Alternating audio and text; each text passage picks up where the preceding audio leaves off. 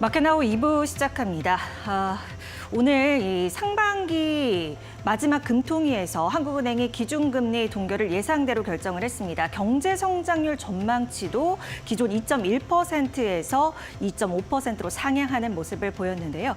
우리 시장으로 돌아오면 이 SK하이닉스가 결국 20만 원 선 고지를 넘었네요. 오늘도 챙겨볼 이슈들 많을 것 같습니다. 마켓나부 2부와 함께 오늘도 끝까지 함께 해주시면 감사하겠습니다. 자, 그럼 10시 구간 시장 상황 먼저 살펴보고 오도록 하겠습니다. 코스피는 약세권에 머물러 있습니다. 오늘 다시 한번 2,720선을 내주는 움직임, 3거래일째 하락하고 있습니다. 오늘 SK하이닉스를 제외하고는 두드러지는 움직임을 보이는 종목이 없다는 점이 특징적이고요. 코스닥은 말 그대로 오락가락합니다. 상승 출발을 했는데 약세권에 진입을 했다가 지금 다시 한번 강보합권에서 움직임을 보이고 있다는 점. 오늘 다시 한번 850선을 넘어설 수 있을지 체크해 보셔야겠습니다. 매매 동향도 살펴보도록 할게요. 이 코스피는 외국인이 장초와 다르게 매수 전환했다라는 움직임이 포착이 되고 있고요. 기관 쪽에서는 3거래일째 팔자세 유지하고 있습니다. 현재 구간에서 1,600억 원 가까운 매물을 출회하고 있습니다. 코스닥 수급도 살펴보시죠. 외국인과 기관의 동반 매도세, 그나마 조금 특징적인 것은 외국인 쪽에서 매도 물량을 줄여가고 있다는 점이 나오고 있고요. 기관 쪽에서는 최근에 꾸준히 한 6일 연속 샀었는데 오늘 6일 만에 변심을 하는 모습을 보여주고 있는데 장 끝까지 어떻게 전개될지 체크해 보셔야겠습니다. 오늘 자세한 종목 얘기는 2분 통해서 들어보도록 하겠습니다. 네, 오늘은 처음 인사를 나누네요. 나두투자연구소 이재규 본부장과 얘기 나눠봅니다. 본부장님 안녕하십니까? 안녕하세요. 네, 재미없는 시장 흐름과는 별개로 좀 체크해볼 이슈들이 많은 것 같습니다. 어떻게 보고 계신가요? 네, 일단 우리나라 시장에서 지금 체크해볼 사안들이 꽤 많은 것 같습니다. 첫 번째로는 우리가 계속해서 기다려왔었던 이 엔비디아의 실적이죠. 엔비디아 실적이 생각보다 잘 나오면서 장 초반 같은 경우는 SK하이닉스가 20만 원을 넘어서면서 굉장히 좋은 모습을 보여줬습니다. 하지만 지금은 살짝 20만 원대를 이탈하는 것 같아요. 그래서 전반적인 그런 기대감보다는 주가 흐름이 좀 약하다라는 말씀드리고 왜 그럴까라고 제가 좀 고민을 해봤더니 두 번째 이슈로 우리가 따져볼 부분입니다. 바로 FOMC 의사록이 공개가 됐는데 생각보다 이 금리 인하에 대해서 회의적인 내용들이 많이 나왔다라고 해요. 그리고 이제 간밤에 금리 인하를 하기가 좀 어려울 수도 있다라는 내용들이 추가적으로 부각이 되면서 이제 우리나라 시장에 전반적으로 좀 부정적인 영향을 미치고 있는 게 아닌가라고 생각이 됩니다. 그래서 우리가 이 이슈만 놓고 봤을 때는 그렇게 나쁘진 않았었는데 엔비디아 쪽에 대한 이슈는 나쁘지 않았었는데 실제로 이제 FOMC라든지 금리 인하 쪽에 대한 부분들이 시장에서는 부담을 느끼면서 시장에는 우리나라 증시에는 현재 부정적으로 작용을 하고 있다라고 보시면 좋을 것 같습니다. 실제로 이제 선물 시장에서 외국인들의 매도도 많이 나오고 있는 상황이기 때문에 좀 아쉽다라는 말씀을 드리고 싶고요. 이런 부분들로 인해서 우리 시장이 어느 정도 조정을 받고 있는데 그래도 우리가 전체적인 기조 자체는 다시 한번 우상향으로 이어질 가능성이 높다라고 보고 있습니다. 그래서 그 명분에 대해서 좀 말씀을 드려보자면 오늘 이제 금통위가 있었죠.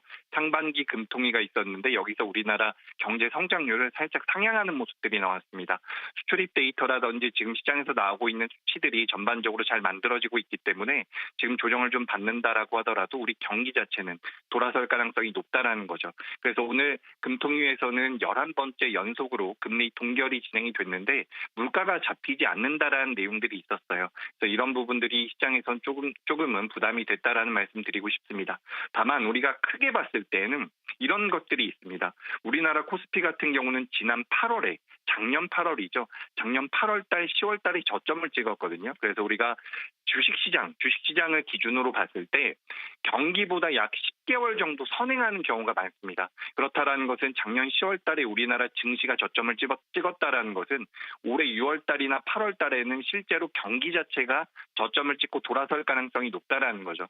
그래서 우리가 그런 관점에서 좀 넓게 봤을 때에는 지금 시장에서 나오고 있는 이슈들에 대한 영향을 일시적으로 받는다라고 하더라도 경기 자체는 개선될 가능성이 높다라고 보실 필요가 있을 것 같습니다. 그래서 지금 시장에 대해서는 너무 부담을 느낄 필요는 없다라는 말씀으로 정리드리도록 하겠습니다. 위안이 되는 말씀을 전해주셔서요. 그래서 어떤 섹터 좀 특징적으로 보고 계신가 이것도 궁금해집니다. 알려주세요. 네, 일단 오늘 장 초반에 굉장히 특징적으로 움직였었던 것은 태양광 쪽입니다. 태양광 쪽에 대한 모멘텀들이 미증시에서 많이 만들어졌죠. 미증시에서 퍼스트 솔라라든지 관련되어 있는 종목군들의 변동성이 굉장히 잘 나왔고, 우리가 올해 같은 경우는 미국에서 대선이 있습니다. 그렇기 때문에 트럼프가 당선이 되냐, 바이든이 당선이 되냐, 이 부분에 의해서 어떤 종목군들이 수혜를 받을지 피해를 받을지에 대한 분석들이 많은데, 이 태양광 쪽은 전반적으로 수혜를 받을 수 있을 것이다라는 내용들이 많이 부각이 됐다라고 보고 있습니다. 그래서 장 초반부터 한화솔루션이라든지 SDN 같은 기업들, 그리고 페로브스카이트라고 해서 새로운 물질을 개발하고 있고 기술력을 인정받고 있는 유니테스트 같은 기업들도 주가의 변동성이 크게 나왔는데, 이런 부분들이 오늘 우리 시장에서 특징적이다라고 보실 수가 있을 것 같고요. 그리고 원전 쪽 같은 경우도 장 초반에 굉장히 좋은 흐름이 나왔거든요. 체코 쪽에서 30조 원대 원전 수출에 대한 기대감이 부각이 됐고요. 영국 쪽에서도 원전 기업들이 다음 달에 방한을 한다라는 내용들이 나오고 있습니다. 그래서 관련돼서 우진엔텍이라든지 두산에너빌리티, G2파워 같은 종목군들이 변동성을 키웠는데, 전반적인 키워드를 살펴본다라고 한다면 에너지원 쪽에 대한 관심이 계속해서 지속되고 있는 부분이라는 말씀드리도록 하겠습니다. 네, 관련해서 살펴볼 만한 곳이 있을까요? 네, 일단 원전 쪽 같은 경우는 저는 개인적으로 우진엔텍이라는 기업을 굉장히 긍정적으로 보고 있고요. 그리고 태양광 쪽에서는 아까 전에 잠깐 말씀드렸었던 한화솔루션 같은 기업들을 긍정적으로 보고 있습니다. 네, 그러면 이번에는 오늘장에서 특징적인 흐름을 보이는 종목들 흐름을 체크해 봐야 될 것 같습니다. 코스닥 쪽에서는 아무래도 HLB의 반등세가 눈에 띄는 것 같고요. 이외에도 살펴볼 만한 종목이 있는지 체크해 주시죠. 네, 일단 오늘 특징적인 종목은 HLB 그룹주를 전반적으로 말씀을 드릴 수밖에 없을 것 같습니다. 이틀 동안 엄청난 급락을 맞은 이후에 오늘 이제 HLB 바이오 포럼이 열리게 돼요. 그래서 그 부분에서 내용들이 지금 조금씩 나오고 있는데, 여기에 대해서 이제 투자자들이 긍정적인 모멘텀들을 계속해서 부여하고 매수 기조로 만들어지고 있는 것 같습니다. 실제로 HLB가 굉장히 가파르게 하락을 했을 때에도 기관들과 외국인들은 매도 물량이 많이 나오진 않았었거든요. 그래서 이 리보세라믹과 관련되어 있는 불발 소식이 부정적인 영향을 미쳤지만, 지금은 주가의 반등 가능성이 좀 더 높아지고 있는 구간이다라고 보시면 좋을 것 같습니다. 다만 이 기업을 너무 많은 비중으로 보유하고 계신 개인 투자자분들 같은 경우는 비중 조절, 반등이 나올 때 어느 정도 비중 조절은 필요하지 않을까라고 생각을 하고 있습니다. 왜 그러냐면 이 FDA 승인 자체가 언제 진행이 될지 지금까지는 불확실한 부분들이 있기 때문에, 내가 장기적으로 보지 않는다라고 한다면 비중의 조절 필요성은 있다라는 말씀을 드리고요. 그리고 두 번째로 오늘 특징 종목으로 말씀드리고 싶은 기업은 SK 이터닉스입니다. 인적 분할, SK D&D에서 이제 인적 분할된 기업인데, 최근 시장의 트렌드와 굉장히 부합하는 기업이에요.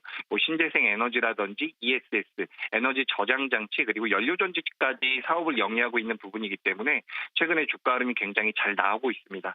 근데 시장의 전반적인 흐름이 아까 전에 우리가 이슈에서도 살펴보고 특징 섹터에서도 살펴봤지만, 원전 그리고 풍력, 오늘 풍력도 괜찮은 흐름이 나오고 있는데, 태양광이라든지 연료전지 쪽, 이 에너지 쪽에 대한 관심도가 계속해서 지속이 되고 있다라고 저는 판단하고 있습니다. 그렇기 때문에 우리 시청자분들께서도 이런 에너지원과 관련되어 있는 종목군들을 좀 추려가지고 지금 좀 매매의 관점으로 보시는 것도 저는 괜찮지 않을까라는 의견 드리겠습니다.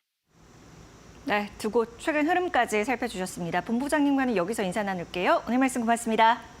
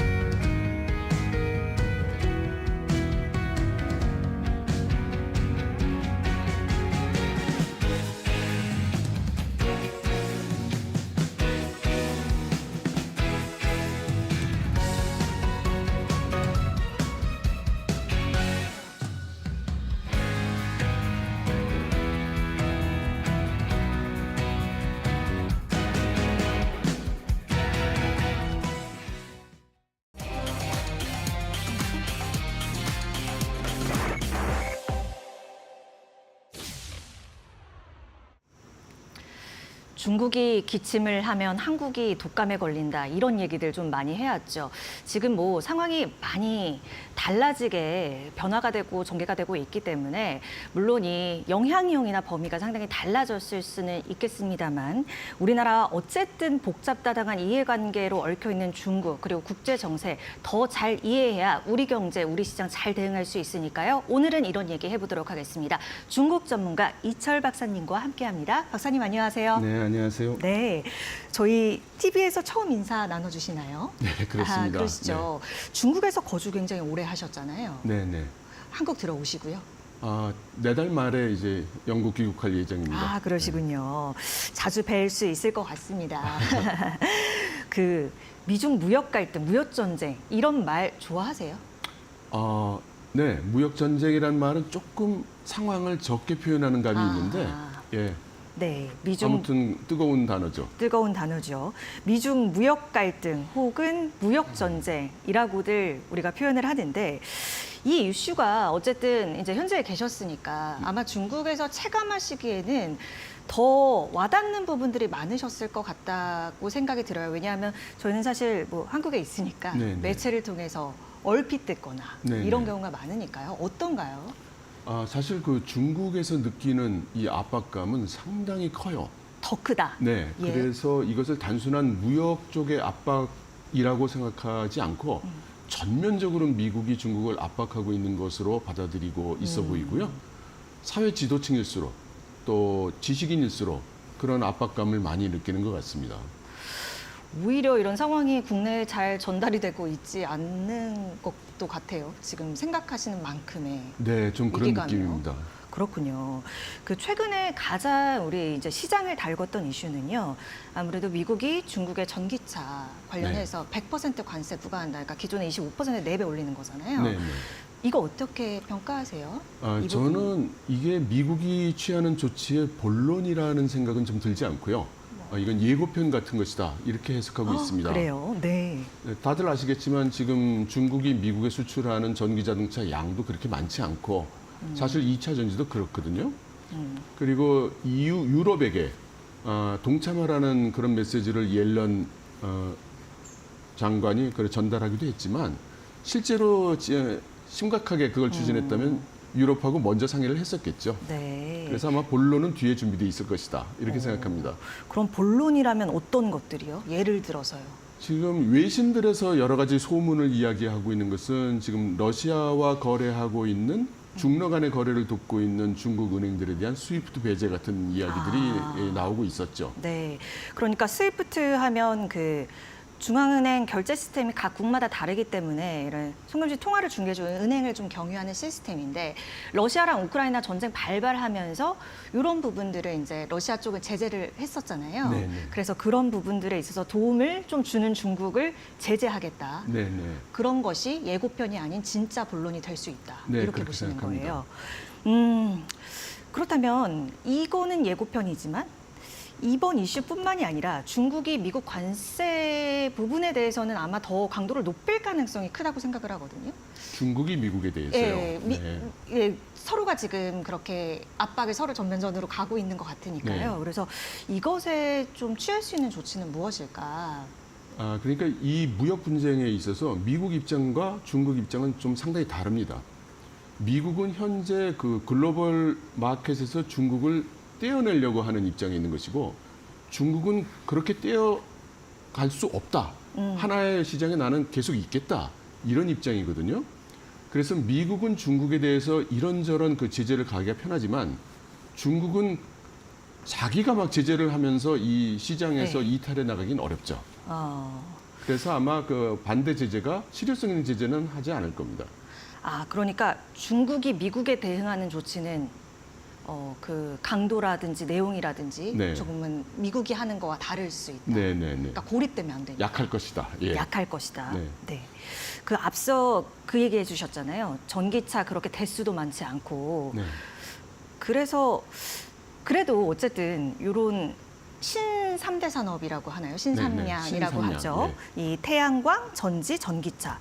이런 정책의 영향도 그럼 미미할까요? 중국이 대비하는? 그러니까 중국 입장에서는 이게 단순한 잘 만들어진 상품이라기보다는 중국의 미래를 이끌어 나갈 신산업을 의미하는 거고요. 또 미중 간의 경쟁에 있어서 중국이 미국을 앞서 나갈 수 있는 가능성이 큰 분야이거든요. 네. 그래서 어떻게도 포기할 수 없는 분야죠. 근데 이제 그 중국 전기차 뭐 수입량 같은 경우에도 일단 좀 적은 상태다. 네. 그런 부분들 좀 소개를 좀 해주시면 좋을 것 같아요. 예, 지금 중국이 전 세계 전기차 생산량의 절대 부분을 생산하고 있고, 지금 유럽 쪽으로는 지금 생산을 많이 해 나가고 있죠. 근데 정작 미국은 여러 가지 지금 제재를 가하고 있어서 미국에는 지금 거의 미미합니다. 그래서 미국은 유럽에도 이제 중국 전기 자동차를 수입하지 않아야 되는 거 아니냐 이런 의견을 전하고 있는 것이고, 네. 중국은 그걸 극복하기 위해서 또 이번에 시진핑 주석이 유럽에 갔을 때 프랑스의 중국 전기 자동차 공장을 세우기로 했고, 헝가리에도 그 대규모 전기 자동차 공장을 세우기로 했죠.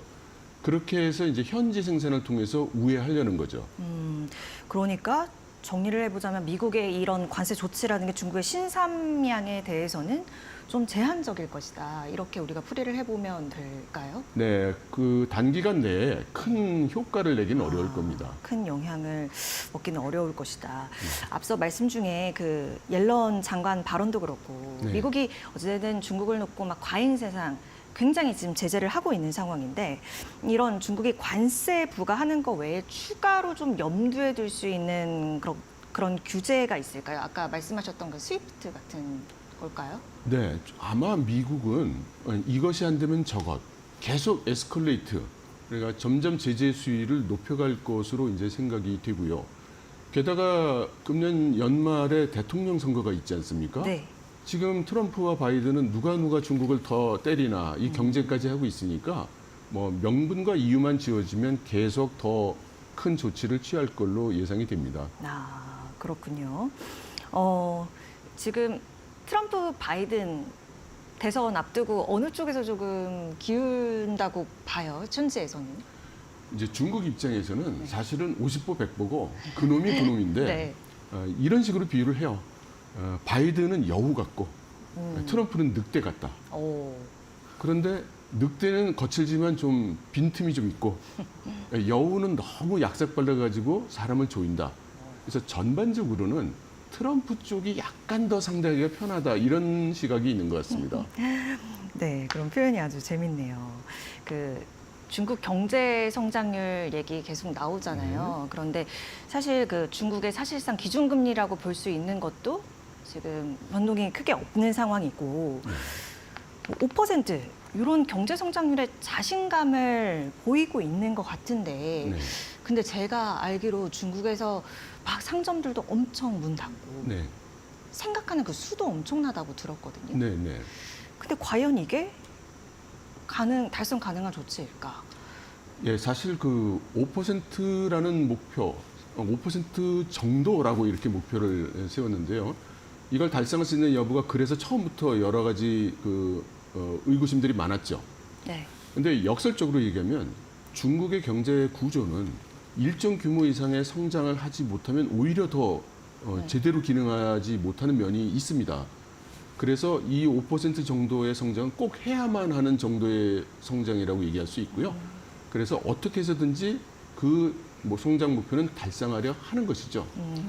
그리고 지금 여러 가지 그 정책, 특히 산업 정책들을 내놓고 있는데 앞으로도 계속 나올 거예요. 네. 그래서 현재 상태의 연장선으로 지금 GDP 예상을 하면 조금 차이가 있을 수 있을 거라고 봅니다. 그 여러 가지 산업 정책 내용을 저희 시청자분들이 좀 궁금해할 수 있어서 좀 대표적으로 떠올리시는 게 있다면 얘기해 주세요. 예, 최근에 가장 큰 정책이라면 두 가지가 있었죠. 하나는 오래된 물건을 보상 판매해서 새 물건으로 바꿔주는. 네.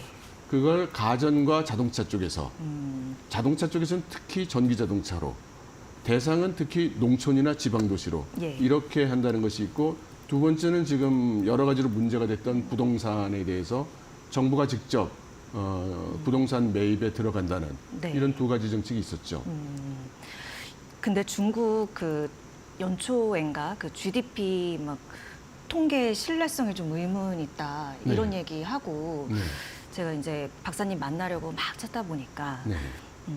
이거 사실상 경제 성장률 마이너스인 거 아니야? 막 이런 얘기도 있는데 네, 네, 그렇습니다. 이건 어떻게 보세요? 이런 평가에 대해서는? 중국의 통계 수치가 정말 맞는 거냐 이런 의구심은 그런 사실 의심 계속 어제 와 오늘의 있었잖아요. 얘기가 계속 아니고 와 있었잖아요. 오래돼 있었죠. 네. 그리고 금년 같은 경우에는 특히 최근에 와서는 수출도 안 좋고 내수도 안 좋고 투자도 별로 안 다는데 어떻게 해서 GDP는 그렇게 늘었다는 거냐 뭐 이런 얘기도 있죠.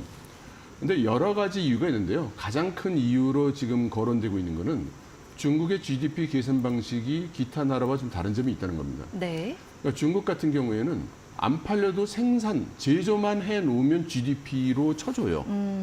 그러니까 자동차가 안 팔려도 자동차를 잔뜩 만들어서 쌓아놓으면 GDP가 올라가는 걸로 돼 있어요. 그래서 그런 GDP 목표를 맞추기 위해서 국영 기업들이 소비가 실제로 팔리지 않음에도 불구하고 많은 과잉 생산을 한다. 이런 지적들이 또 많이 있었던 거죠. 글로벌 스탠다드에 맞출 필요는 없을까요? 왜냐하면 그게 결국에는 중국도 장기적으로 봤을 때는 그게 국가의 신뢰성을 높이는 거일 수 있다고 생각이 드는데요. 그러니까 중국의 지금 국가 통계는 사실은 그 외부에 보여주는 통계와 내부에서 내부와. 보는 통계가 또 예. 따로 있기 때문에 예. 조금은 그러한 네, 네. 차이점이 있다라고 있습니다. 말씀해 주셨습니다. 그런데 뭐 시진핑 주석 체제로 가면서 예. 경제가 더 급격히 악화되고 더 뭐한가 이런 국제에서의 외교 관계라든지 네, 네. 격화되는 움직임을 느끼고 있거든요. 네, 네. 맞지요? 네, 맞습니다. 왜 이렇게 악화된 거예요? 경제든 정치 상황이든. 아, 그러니까 실제로 시진핑 주석이 특별히 경제 운영을 다르게 했거나 뭐 이렇게 망친 것은 아닙니다. 그런데 모두가 느끼고 있듯이 여러 가지로 전랑 외교라든지 뭐 위대한 중국몽이라든지 이런 걸 내세우면서 미국과도 각을 세우고 여러 가지 다른 외국에 대해서도 반감을 일으키는 행동을 많이 하면서 맞아요. 뭐 1대1로 같은 거 하면서 결국엔 그 이자 못 갚으면은 네.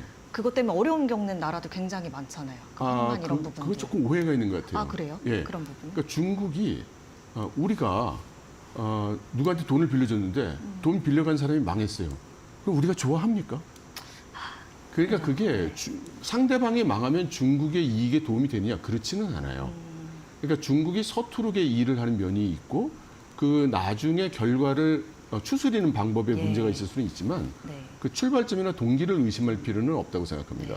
제가 말씀을 중간에 끊어서 죄송합니다. 그 아까 말씀하셨던 경제 부분을 특별히 뭐 악화되게 한 것은 아니다. 그 네. 말씀해 주시면서 이어가 주시면 좋을 것 예. 같아요. 그러니까 가장 문제가 됐던 것은 그 코로나 상황이 발생하면서 네. 이때 전 세계 유례 없는 봉쇄 조치를 거의 3년 동안 한 것이 이것이 그 경제 발전의 맥락을 끊어놓는 네. 그런 영향을 심하게 주었고 네. 이어서 그 미국과 무역 갈등 이것이 발생하면서 더 나쁜 상황이 됐죠. 네.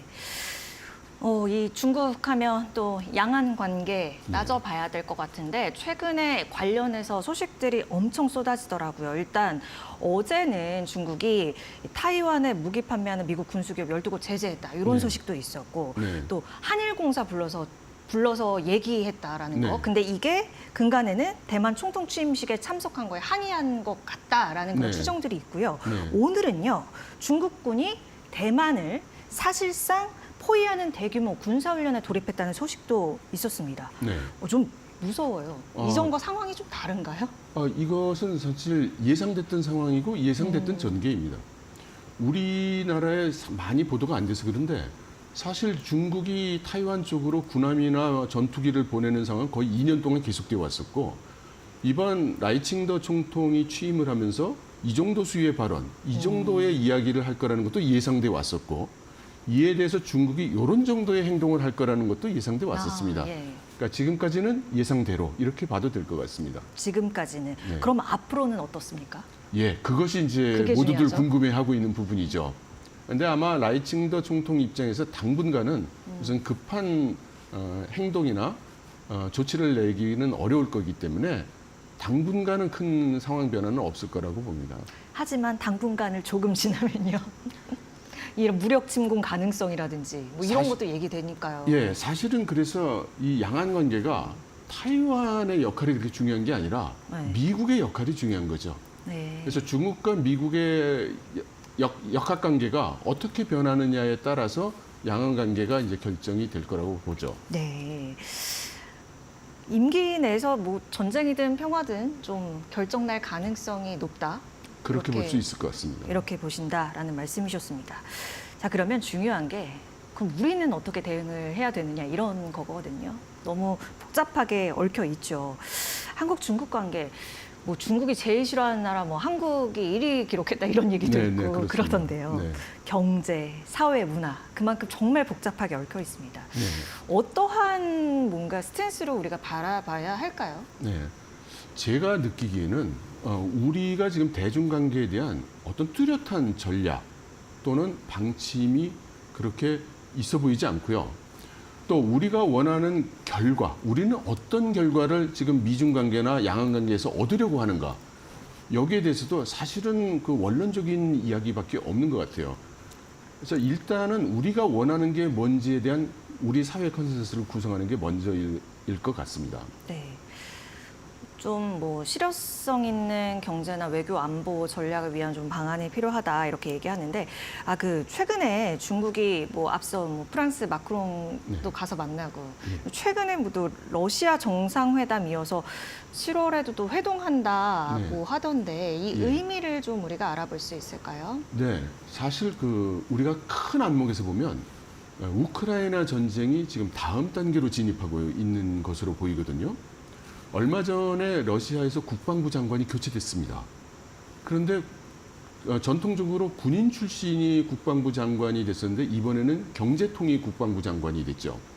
그러면서 푸틴이 이제 전시 경제와 평상 경제가 이게 통합돼야 된다고 얘기를 했어요. 네. 그것은 앞으로 우크라이나 사태가 소강 상태로 오래 갈 수 있다는 것을 의미하기도 하고 그래서 글로벌 전략상에 있어서 러시아와 중국이 이제 어떤 식으로 조율을 할 것이냐 그런 국가 전략을 조율하는 그런 상황으로 볼 수 있겠어요. 예, 박사님 이제 한중 관계에서 경제 관계에서 특히 우리 뭐 시청자들이나 우리 국민들이 어떤 것을 가장 인식해야 된다 한 가지 좀 포인트를 좀 꼽아 주신다면 어떤 게 있을까요?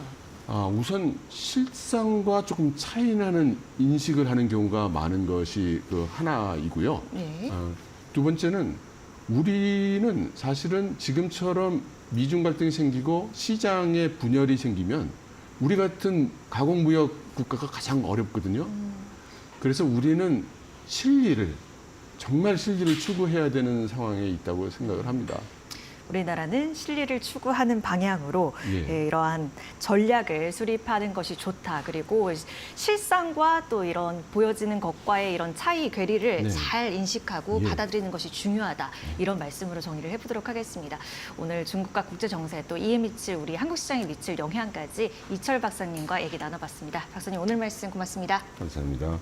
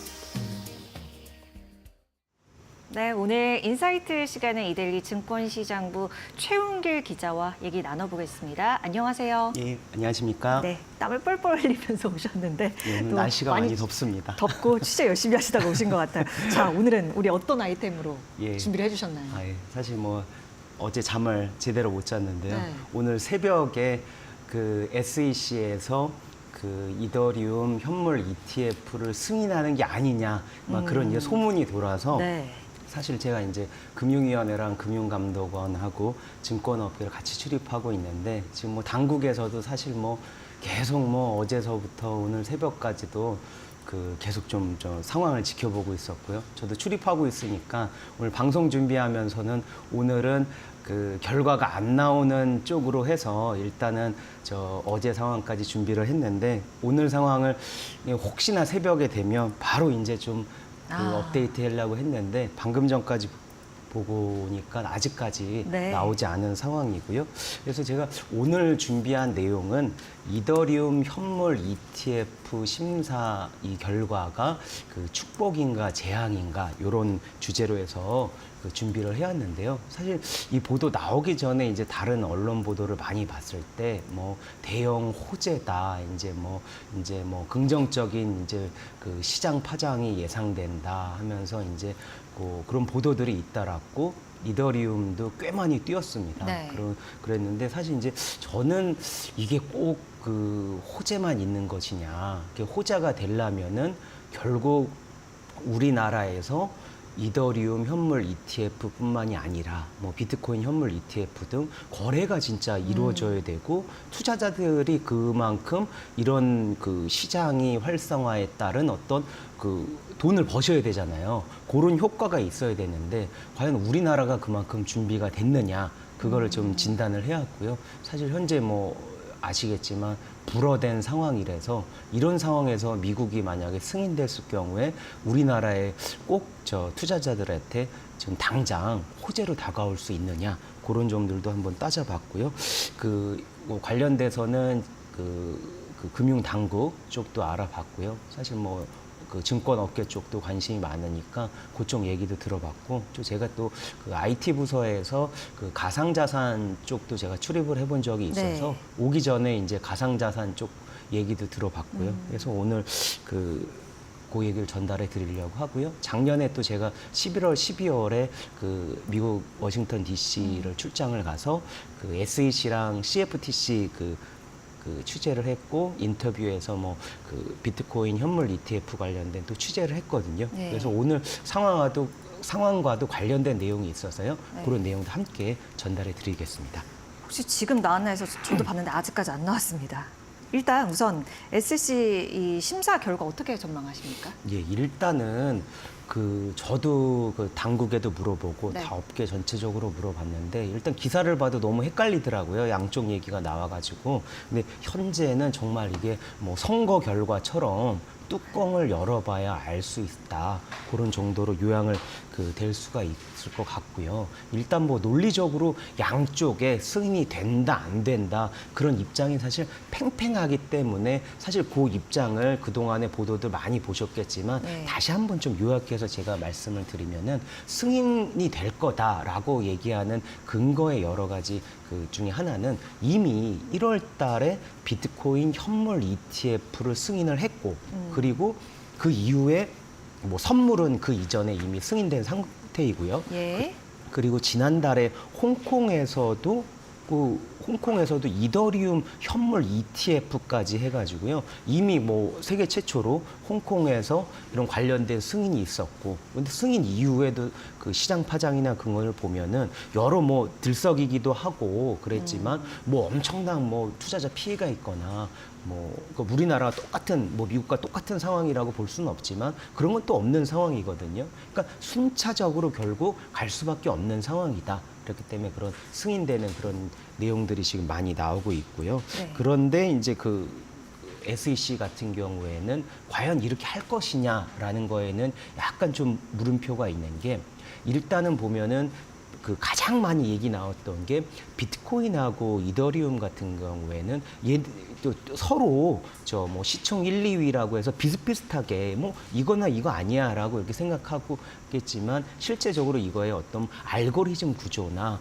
그런 것들은 정말 이게 좀 다르다고 합니다. 실제 뭐 예를 들면 뭐 그 비트코인 같은 경우에는 누가 만들었는지 사실 불명확한 그런 상황도 있고 그런데 이더리움은 이더리움 재단도 있고 관련돼서도 그걸 만든 사람들이 네. 우리나라에 방안을 해가지고 네. 관련돼서 또 그 향후에 뭐 이더리움을 어떻게 한다, 거래를 어떻게 업그레이드를 한다, 뭐 그런 내용들도 밝힐 정도로 전반적으로 이게 거래 방식이나 그런 것들이 꼼꼼히 살펴보면은 뭐 많이 다르기 때문에 똑같이 볼 수 없다, 뭐 그런 것도 있고요. 특히나 이더리움 같은 경우에는 SEC가 비트코인하고 달리 이더리움은 이제 증권성이 있다 그런 얘기도 그 시사를 했거든요. 네. 그러니까 예를 들면 이제 게리 겐슬러 위원장이 그때 어떻게 얘기하냐면 비트코인은 그 금과 음과 같은 비증권 상품이기 때문에 ETF를 출시했지만 하지만 대부분의 가상자산은 그 증권으로 증권법에 적용을 받는다. 근데 이 대부분의 가상자산에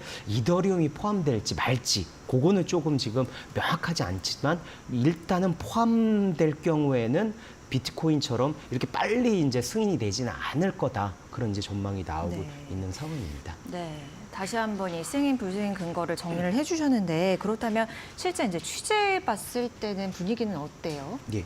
그러니까 뭐 사실 뭐 오늘 방송에서도 뭐 똑같은 뭐 기존의 기사에 나온 얘기를 다시 요약해둔 건 아니니까 요런 근거가 있는데 네, 저도 궁금을 해서 취재를 해봤죠. 했는데 현재로서 이제 뭐 당국 내에서도 그렇고요. 업계에서도 그런 게 이번에 승인되기는 어렵지 않겠느냐. 왜 그러냐면 그 비트코인 현물 ETF도 먼저 그 승인 신청을 하고 최종 1월까지 나오는 기간이 꽤 시간이 걸렸거든요. 네. 그러니까 이더리움도 조금 더 시간이 걸리지 않겠느냐라고 하는데 그러면은 불승인이 된다 하더라도 이게 그러면은 언제 될지 모르느냐 그게 아니라 대부분의 그 전망은 결국 시간 문제이지 않겠느냐라고 얘기하는 건데 그 이유는 뭐냐면 뭐 비트코인 현물 ETF 이후에 점점 어쨌든 가상자산이 제도권으로 이제 들어오는 이제 그 이미 문을 연 상황이기 때문에 이미 이런 빗장이 열린 상황을 이 흐름이나 이 트렌드와 달리 또 역행해서 그렇게 이제 SEC가 무리하게 그렇게 차단을 하고 봉쇄를 할 거냐 그거에는 좀 물음표가 많았습니다. 그래서 언젠가는 이번에 승인을 하면은 그거는 뭐 시장에서 바라는 바라지만 승인하지 않더라도 결국 언젠가는 승인할 것이기 때문에 시간 문제다. 그런 이제 전망이 많았고요. 네. 그러면 그게 언제냐? 예를 들면 상반기냐, 하반기냐라고 했을 경우에 가장 많이 얘기 나오는 게 올해 이제 11월 그 선거 국면을 잘 봐야 된다. 네. 그런 얘기를 많이 하는 게 이 대선이요? 예, 그렇습니다. 미국 대선인데 지금 이제 미국 대선 상황을 보시면 얼마 전에 이제 트럼프 후보도 그런 얘기를 했는데 뭐 대선할 때 선거운동 관련된 어떤 뭐 그 기부금이나 그런 걸 받잖아요. 그런 걸 가상자산으로 받겠다. 이렇게 해서 이제 그 발표를 했고요. 예. 그래서 가상자산 거래소인 어떤 코인 그 베이스에서 거래되는 가상자산을 기부할 수 있게 그 모금 페이지를 지금 개설한 상황이고 현재 그럼 어떤 걸 받느냐 하니까 뭐 비트코인만 받는 게 아니라 이더리움도 있고 뭐 시바이누 아니면 뭐 도지코인 등 뭐 이른바 저가의 어떤 알트코인까지 이제 다 받기로 했기 때문에 네. 이 같은 그걸 얘기하는 건 뭐냐면 손쉽게 이제 기부금을 받을 수 있는 것도 있지만 결국 친크립토 성향의 어떤 그런 선거운동, 어떤 그런 색채를 보여주기 위한 그런 시각도 있거든요. 예를 들면 그래서 이제 그 트럼프 대통령 전 대통령의 경우에는 이거 대통령이 되면 뭐 비트코인으로 결제할 수 있게 하겠다. 뭐 그런 공약도 내세울 정도로 지금 현재적으로 어쨌든 그게 우리나라에서도 뭐 그 선거 전에 뭐 관련된 뭐 금투세 폐지든 아니면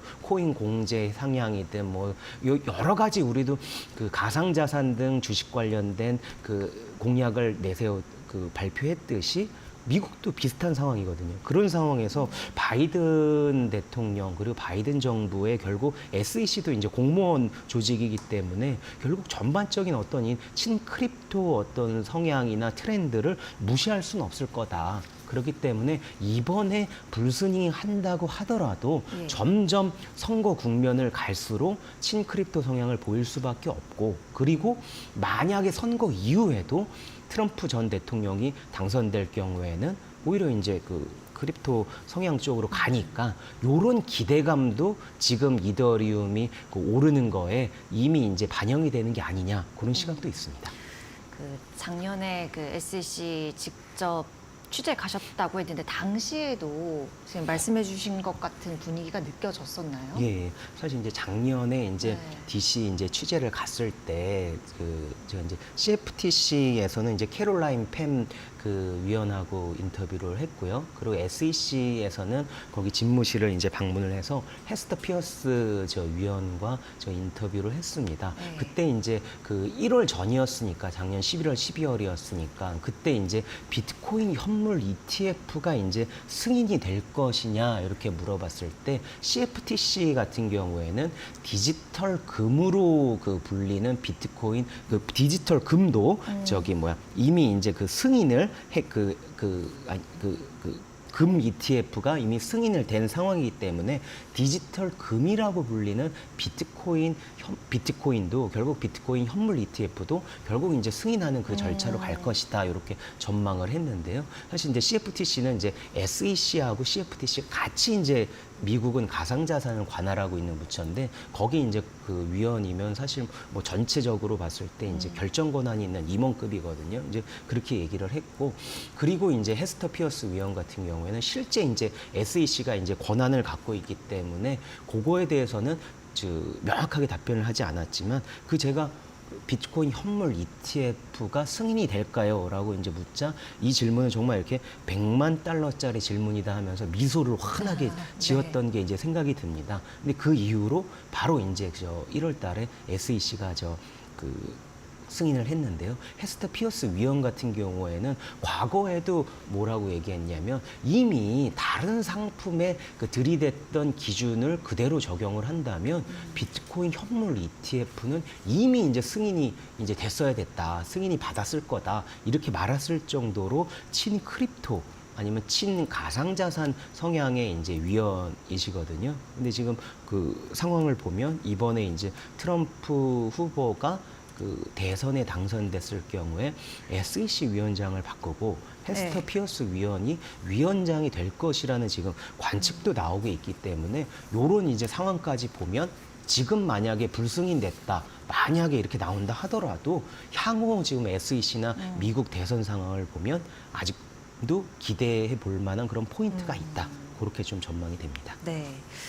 그럼 우리 정부나 분위기는 좀 어떤가요? 예, 관련해서. 그래서 결국은 만약에 그럼에도 이번에 이제 승인이 됐다 그랬을 경우에 우리나라는 어떻게 되는 거냐, 그 일을 물어봤는데요. 사실 지금 요 관련돼서 관할하고 있는 데가 그 금융감독원하고 금융위원회인데 금융위원회가 좀 더 많이 좀 정책적인 부분을 다루고 있고요. 어제 이제 관련해서 물어보니까 지금 현 상황, 현 입장에서 바뀐 게 없다, 그런 입장을 들었습니다. 앞서 이제 금융위원회가 지난 1월에 비트코인 현물 ETF가 미국에서 승인이 됐을 경우에 그때 이제 우리나라에서도 뭐 키움증권 등이 뭐 바로 이제 중개하는 거를 거래 서비스를 했다가 30분 만에 닫았거든요. 그래서 그게 무슨 일이냐 얘기를 취재해봤을 때 그때 이제 금융위에서 각 증권사 쪽에 이거는 불허한다, 그런 입장을 표했고 현재까지도 불허 상황인데 이더리움 현물 ETF가 지금 만약에 미국에서 승인된다고 하더라도 현 정부 입장은 불허 상황을 그대로 유지한다는 입장이고요. 왜 그런지 이제 다시 한번 물어보니까 현재 상황에서는 자본시장법 위반이다. 그러니까 현재 뭐 ETF 같은 경우에는 쭉 내용을 보면 관련된 내용을 보면 자본시장법 이제 제4조에 그런 내용이 나오고 있더라고요. 이제 기초자산, 그 ETF의 어떤 기초 자산이 되는 그런 걸 보면은 그 내에 뭐 금융투자 상품이니 아니면 뭐 내외 통화니 뭐 쭉 이렇게 관련된 내용들이 나오는데요. 그 항목 중에 가상자산이라는 그 내용은 명시적으로 적시가 돼 있지가 않습니다. 그렇기 때문에 그 금융위는 그 현재 이런 어떤 그 ETF의 어떤 기초 자산, 그 관련된 그 기초 자산 부분에 가상 자산이란 부분이 없기 때문에 그렇기 때문에 지금 상황에서는 지금 법에서는 그 비트코인 현물 ETF든 이더리움 현물 ETF든 불허한다는 상황이고요. 현재도 뭐 계속적으로 이런 입장으로 갈 것이라는 그런 입장입니다. 저희가 바로 이 법 개정 관련해서 좀 얘기를 해보려고 해요. 결국 그럼 법 개정으로 갈까요? 어떤 수순으로 갈 거라고 예상하십니까? 예, 결국 자본시장법상 요 표현된 어떤 기초 자산 그 내용 안에 이제 가상 자산을 넣을지 여부가 이제 핵심 쟁점인데요. 결국은 법 개정 논의로 갈 것으로 보입니다. 이제 금융위 쪽에서도 이제 관련된 내용을 취재해 보니까 현행법에는 이게 불허된 상황이지만 나중에 자본시장법이 개정돼서 국회에서 논의가 되면 국회 논의까지 뭐 가서 우리가 그것까지 이제 막을 그럴 계획은 없다. 그렇게 이제 밝힌 상황인데요.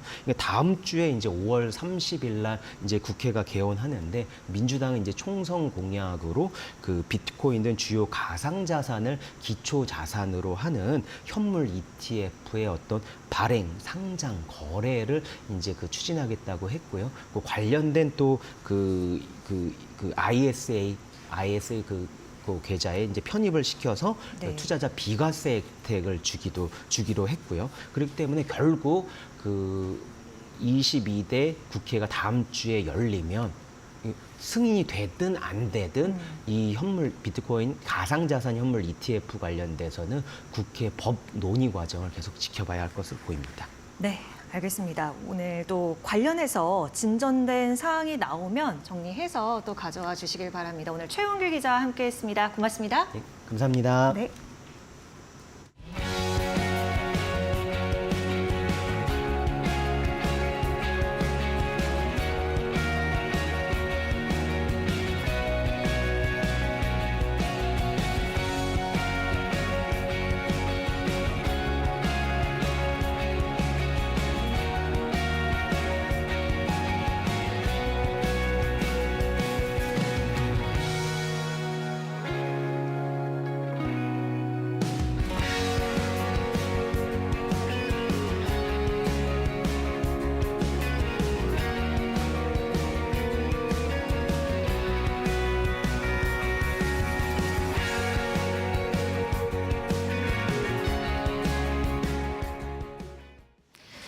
엔비디아가 1분기 어닝 서프라이즈를 기록하면서 시장은 환호를 했습니다. 주가는 시간을 거래해서 $1,000까지 치솟았고요.